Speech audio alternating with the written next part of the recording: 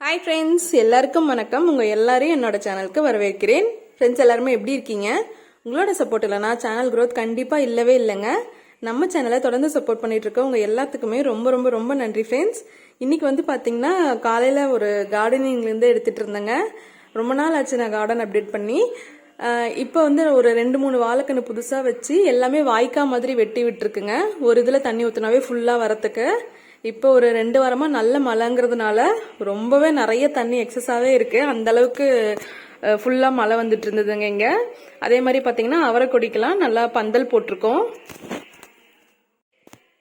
இதுதாங்க அவரைக்காய்க்கு பந்தல் போடுறதுங்க. அது கொஞ்சம் வளர்ந்து வந்துச்சுன்னா இந்த மாதிரி பந்தல் போட்டு விட்டுருந்தா அதுல இருந்து அப்படியே காய் காஞ்சி கொத்து கொத்தா வரும்னு சொன்னாங்க. இது எல்லாமே பாத்தீங்கன்னா புதுசா வச்ச வாழைக்கண்ணு. தண்ணி ரொம்ப மழை அதிகமா இருக்கிறதுனால எக்ஸஸா இருக்கிறதுனால அழுகி போற மாதிரி ஆயிருக்குது. இப்ப வந்து இது வந்து பாத்தீங்கன்னா வெண்டைக்காய். இப்ப வந்து பாத்தீங்கன்னா அந்த மேலாவை மட்டும் கட் பண்ணி விட்டுருக்கோம். அது நல்லா துளிர்த்து வந்துரும்ட்டு. அந்த ஓரத்துலயும் பாத்தீங்கன்னா அவரைக்காய். இங்க பாருங்க, இது ஒரு வாழைக்கண்ணு.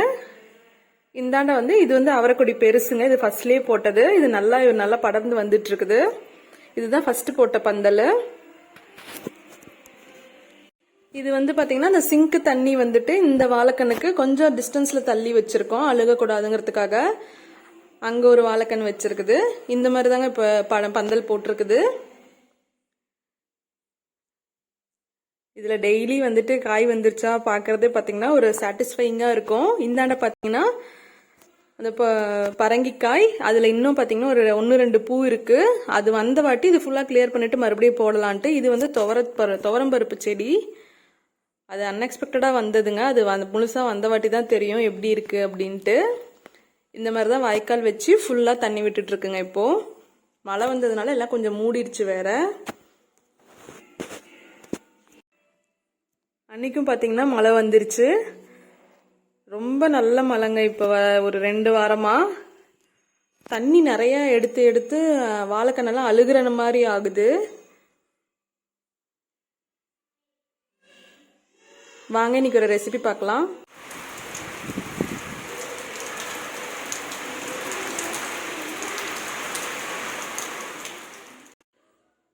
சரி, மழை வருதுன்னு சொல்லிட்டு ஏதாவது சூடா செய்யலான்ட்டுங்க. முட்டை போண்டா பாத்தீங்கன்னா ஃபுல் முட்டை வேக வச்சு அந்த மாதிரி செய்யாம, ஏன்னா அந்த மாதிரி செய்யும் போது தனித்தனியா தெரியும். இந்த மாதிரி முட்டையை தனியா வேக வச்சு எடுத்துட்டு ஆவியில வேக வச்சு எடுத்துட்டு செஞ்சீங்கன்னா இது இன்னும் டேஸ்டா இருக்கும். ஃபர்ஸ்ட் வந்து பாத்தீங்கன்னா ஸ்டீம் பண்ணி தாங்க இது எடுக்க போறோம். அதனால கொஞ்சம் வந்து தண்ணி கொதிக்கட்டும்னு வச்சிருக்கேன். ஏதோ ஒரு பவுல் எடுத்துக்கோங்க. ஒரு 3 நீங்க எத்தனை நிறைய போண்டா செய்யணும்னு நினைச்சீங்கன்னா நிறைய முட்டை எடுத்துக்கோங்க. நான் வந்து அன்னைக்கு பாத்தீங்கன்னா 3 முட்டை மட்டும் யூஸ் பண்ணியிருந்தேன். கம்மியா தான் போண்டா செஞ்சிருந்தேங்க. முட்டையை வந்துட்டு ஃபர்ஸ்ட் உடச்சு ஊத்திக்கோங்க. நீங்க வந்து பெப்பர் இருந்தா பெப்பர் போட்டுக்கோங்க.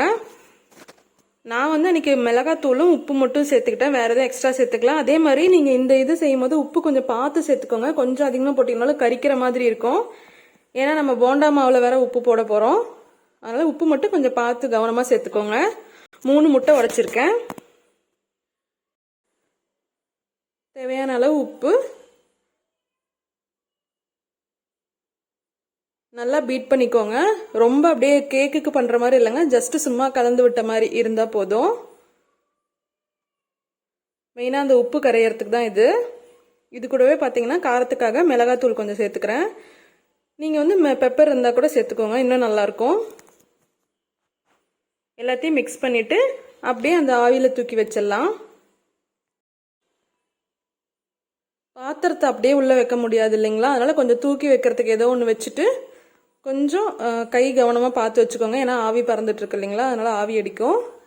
தூக்கி வச்ச மாதிரி வச்சுட்டு சும்மா நார்மலா மூடுற மாதிரியே மூடிக்கோங்க. ஒரு 10 to 15 நிமிஷம் ஆகும் நல்லா முட்டை வெந்து உப்பி வரத்துக்கு.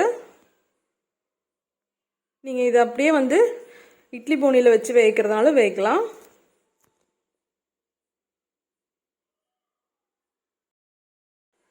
அது வேகிற டைம்ல பாத்தீங்கன்னா போண்டாக்கு மாவு வந்து ப்ரிப்பேர் பண்ணிடலாங்க.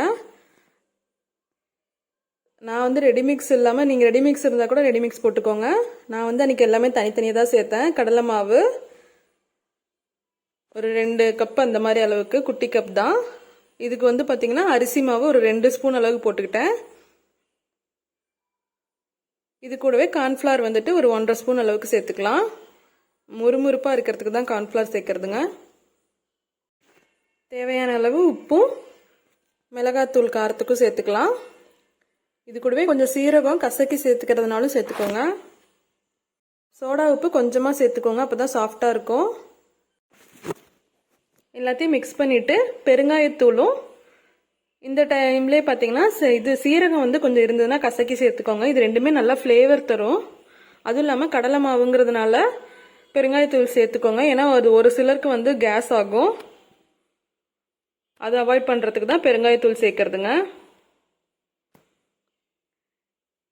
நம்ம எப்பயும் போல் போண்டா மாவுக்கு ஏற்ற மாதிரி அந்த கன்சிஸ்டன்சியில் அப்படியே பிசைஞ்சிக்கலாம், கட்டி இல்லாமல். அடுத்து பார்த்தீங்கன்னா இந்த முட்டை நல்லா வெந்து வந்திருக்கும்.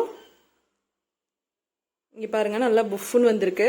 எடுத்து கொஞ்ச நேரம் அப்படியே வெளியே வச்சிருங்க, ஆறட்டும். உடனே நீங்கள் உங்களால் கட் பண்ண முடியாது. நல்லா ஒரு 10 நிமிஷத்துக்கு அப்புறமா பார்த்தீங்கன்னா நல்லா ஆறிடுச்சு.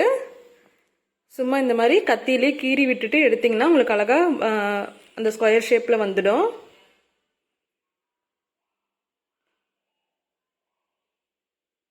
நீங்கள் சின்னதாக வேணுனாலும் சின்னதாக எடுத்துக்கோங்க. இது அப்படியே மஞ்சூரியன் மாதிரி கூட செய்யலாங்க. இந்த மாதிரி கத்தியில் கீரல் போட்டுட்டு ஸ்பூனில் எடுத்திங்கனாவே உங்களுக்கு பாக்ஸ் பாக்ஸாக வந்துடும். நார்மலாக நம்ம முட்டை போண்டா செய்யும் போது முட்டை வந்து முழுசாக அப்படியே சாப்பிட்ற மாதிரி இருக்கும், அது தனியாக முட்டை சாப்பிட்ற மாதிரியே இருக்கும். இந்த மாதிரி செஞ்சிங்கன்னா உங்களுக்கு முட்டை ஃப்ளேவர் இன்னும் அதிகமாக இருக்கும். இது அப்படியே நம்ம வந்துட்டு அந்த மைதா மாவில் கோட் பண்ணி இதே எக் மஞ்சூரியன் மாதிரி கூட செய்யலாம், காலிஃப்ளவர் செய்கிற மாதிரியே செய்யலாம். அதே மாதிரி பன்னீர் பட்டர் மசாலா செய்கிற மாதிரி கூட இந்த முட்டை மசாலா இதை அப்படியே கியூப்ஸ் வச்சு செய்யலாங்க. பன்னீருக்கு பதில் இது சேர்த்துக்கலாம். இப்போ பாருங்கள், முட்டையும் பேட்டரும் ரெடியாக இருக்குது.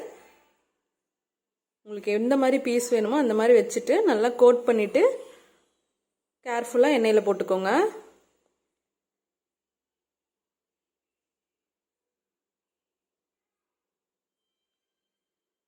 இது வந்து பார்க்குறதுக்கு ரொம்ப மாவு தண்ணியாக இருக்கிற மாதிரி இருக்குங்க, ஆனால் கரெக்டாக இருந்தது போண்டாக்கு. நான் எல்லாமே போட்டுட்டு உங்களுக்கு காமிக்கிறேன்.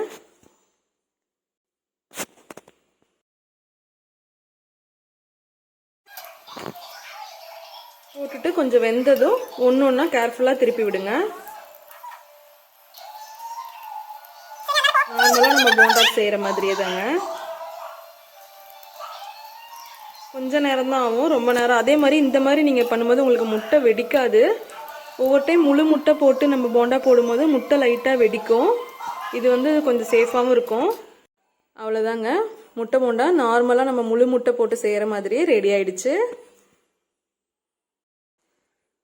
அவ்வளோதான் ஃப்ரெண்ட்ஸ், ரொம்ப சிம்பிள். மழை வரவே இந்த மாதிரி சூடாக செஞ்சு சாப்பிட்லாம். Very simple recipe. நீங்களும் ட்ரை பண்ணிங்கன்னா மறக்காமல் எப்படி இருந்துச்சுன்னு கமெண்ட்டில் ஷேர் பண்ணுங்கள். இந்த வீடியோ பிடிச்சிருந்தா லைக் பண்ணுங்கள், உங்கள் ஃப்ரெண்ட்ஸ் அண்ட் ரிலேட்டிவ்ஸ்க்கு ஷேர் பண்ணுங்கள்.